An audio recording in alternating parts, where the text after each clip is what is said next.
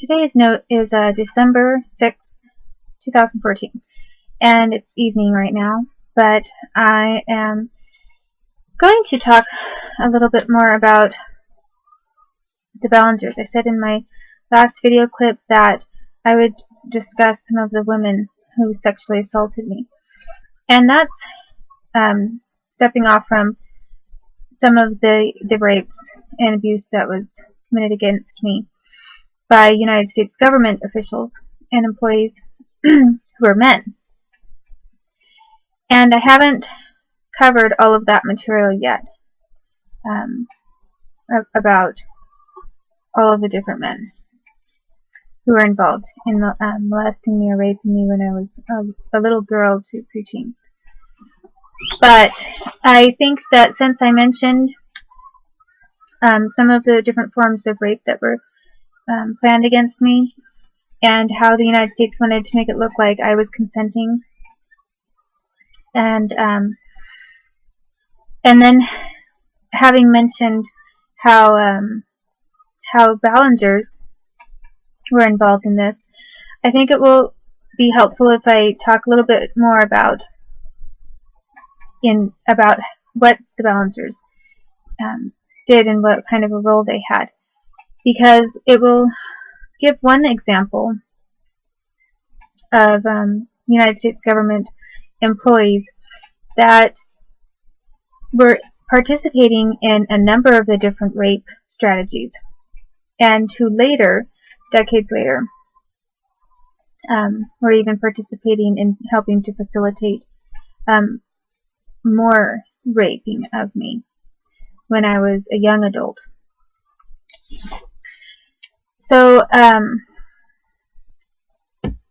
So basically,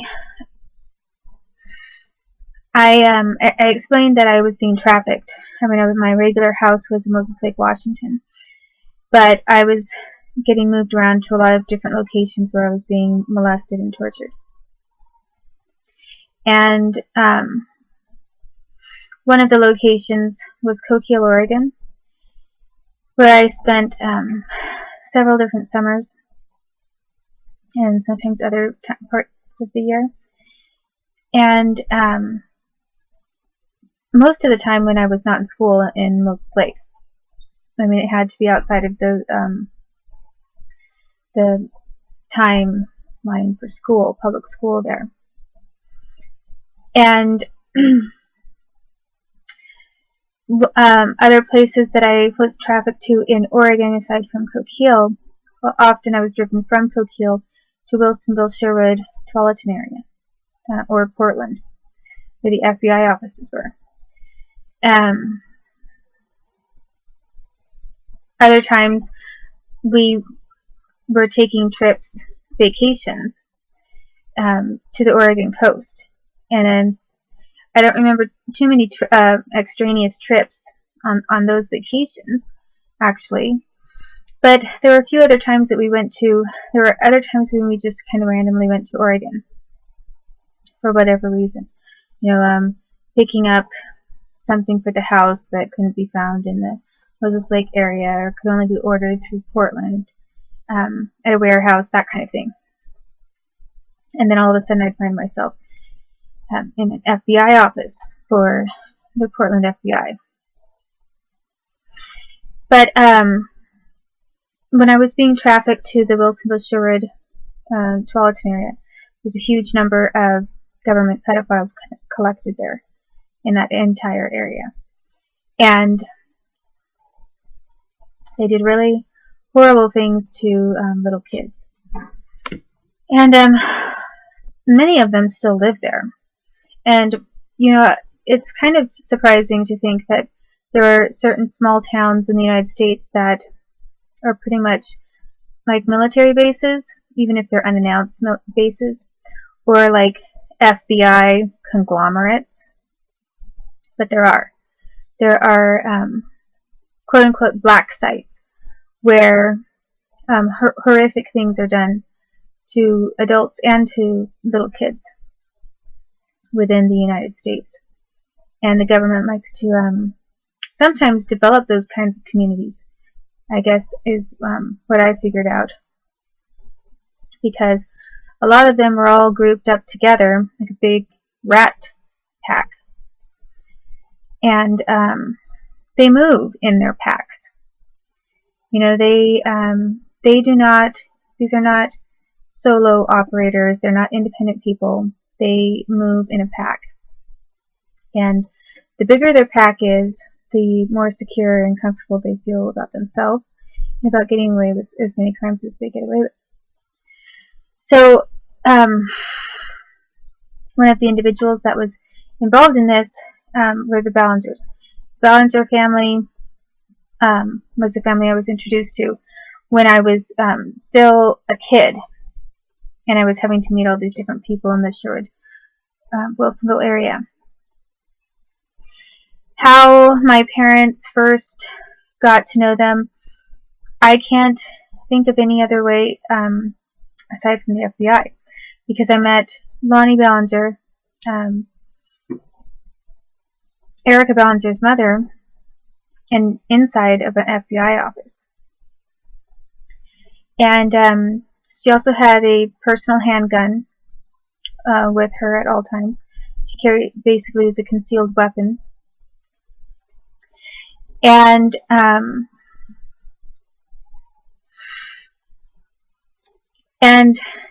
in that family, there was Lonnie Ballinger, who was a single mother, and she had Erica Ballinger, and then she had a boyfriend named Jim. And then there was Sandy Ballinger, and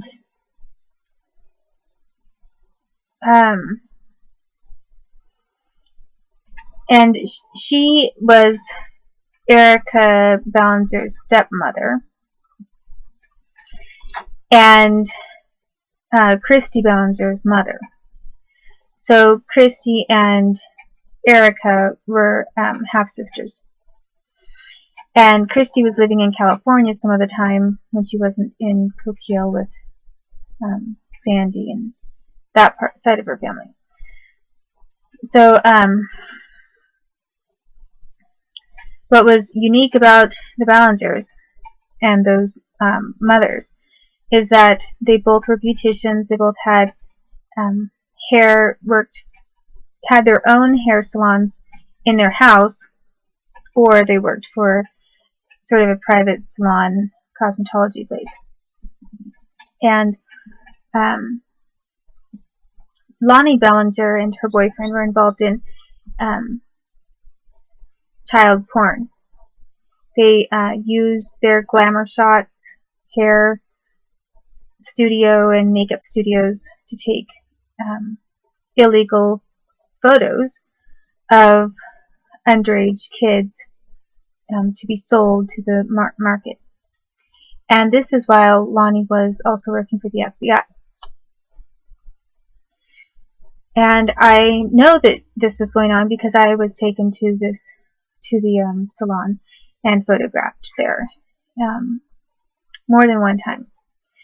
And then I was getting electrocuted, and I was also being forced to do blowjobs for certain men that they brought in there. And when I tried to make a phone call or tried to report it, Lonnie said, "You want to report it, do you?" And I said, "Yes." And so they mocked me and said, go ahead and call." And I tried to make a phone call, and all of a sudden, this FBI person was at this place of business, which was pretty private, at least at this one location. And he said, "Yes, I'm here because I got a call."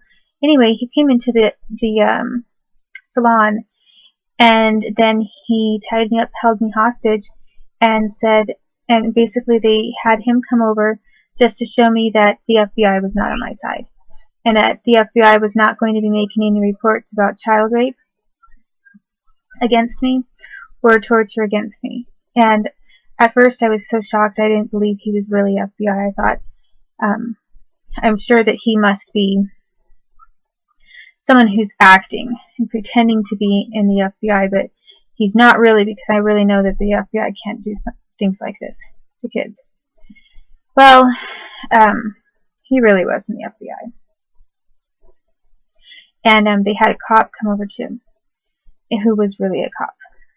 And I saw just to show me, to brag about what they were doing, they showed me their cards and credentials.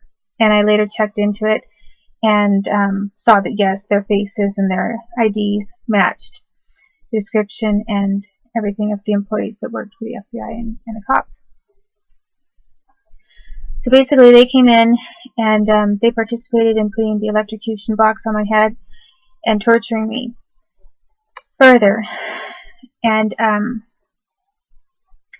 partly it was punishment for my attempt to try to make a report when and using the telephone, because I tried to make a run for the telephone and make a call. So so that happened there, and then as punishment, Lonnie forced me to drink permanent hair solution with the FBI watching. And around this time as well, this was not, certain things were not being said when I was a lot younger and they were molesting me and raping me. So I'm not sure if it was just kind of an excuse that they threw out there because they felt they had to have some sort of political sounding excuse or what. But at some point they started, like, a lot of these different people were videotaping what they did to me. And many of them kept referring to Howard. And as far as I know, it was to refer to Edward Howard, who was supposedly at one point he got fired from the CIA, and then he defected. Well, he took off and left for Russia. And I knew him. I mean, I had spent some time with him and his wife, Mary. And so, I mean, I'd like a couple of weeks and, a little longer than that. But it started at some point, it was like a claim was being made that I was his daughter. And that doesn't really add up to me because he wasn't always on his best behavior around me either. So who got this idea to say that, to try to make this into a big, huge thing about raping me and filming it and trying to rub it into Howard's face? I have no idea what their political motive was, but it was a lot of FBI that were involved. And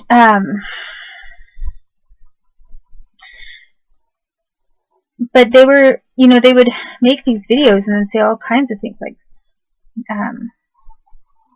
sort of directed with this horrible hatred towards Howard.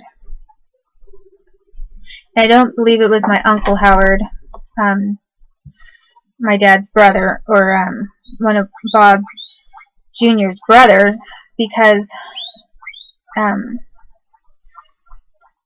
he did some of the same things too.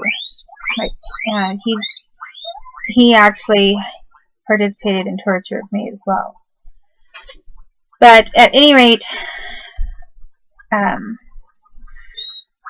so this is what happened when it went along the lines of the rape strategy that the United States government had developed, where if a telephone rang, whether someone called in or for me to find out if I did have a report or not, or for whatever reason, if I said anything or when that phone rang, what they wanted it to mean is that if I didn't shut up and allow these horrible things to happen to me and pretend like I was going along with it, I was going to get tortured and hurt worse and maybe killed. They all had guns. They all had licensed, government dispensed guns.